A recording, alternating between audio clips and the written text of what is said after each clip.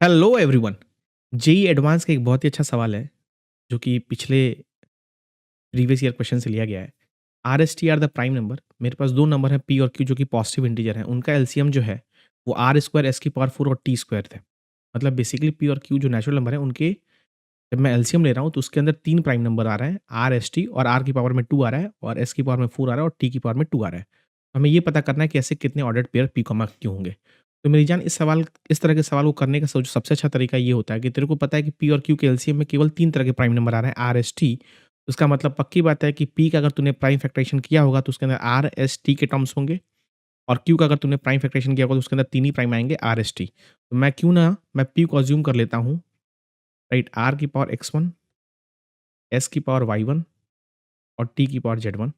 और उसी तरह मैंने क्यू को अज्यूम कर लिया आर की पावर एक्स टू, एस की पावर वाई टू और टी की पावर जेड टू। करेक्ट। अब मेरे को बोल रखा है कि LCM of P comma Q जो है वो आर स्क्वायर एस की पावर फोर और टी स्क्वायर दे रखा है।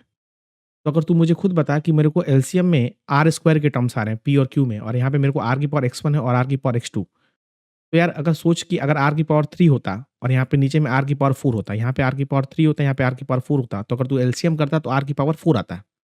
राइट।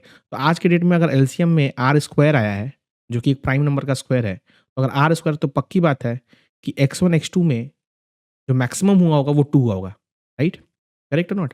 ऐसे सोचो ना कि आर वन आर की पावर में अगर मान लो वन होता पी में, और क्यू में आर की पावर टू होता, तो अगर एलसीएम लेते तो एलसीएम कितना था, आर स्क्वायर आता। राइट ना? तो इससे मुझे ये पता चला कि मुझे तो maximum of x one comma x two कितना लाना है, टू लाना है। Maximum of y one comma y two मुझे फोर लाना है। और maximum of z one comma z two मुझे टू लाना है। तो मेरी जान मुझे ये मिल गया। अब मुझे ये देखना है कि एक्स वन एक्स टू के क्या क्या कॉम्बिनेशन हो सकते हैं। तो अगर मैं एक्स वन एक्स टू के कॉम्बिनेशन देखूँ तो मुझे उनके उनके मैक्सिमम को टू करना है। राइट।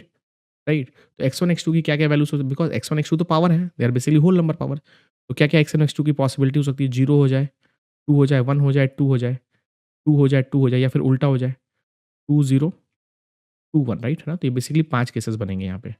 उसी तरह अगर तू वाई वन वाई टू के बारे में बात करेगा ना तो उनके मैक्सिमम को तुझे फोर करना है। तो four comma zero, four comma one, four comma two, four comma three and four comma four, और इसी तरह उल्टा बनेगा, zero comma four, one comma four and so on. Right. ये टोटल तेरे को नाइन केसेस बनेंगे। और उसी तरह तूने z one comma z two को तेरे को मैक्सिमम कितना करना है, टू। तो two comma zero, two comma one, two comma to, और उल्टा जीरो कमा टू और वन कमा टू। तो ये टोटल पांच केसेस बनेंगे।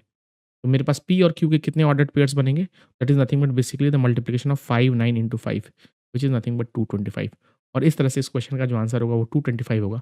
ऐसे और भी इंटरेस्टिंग क्वेश्चन को जानने के लिए चैनल को लाइक कर, शेयर कर और सब्सक्राइब कर।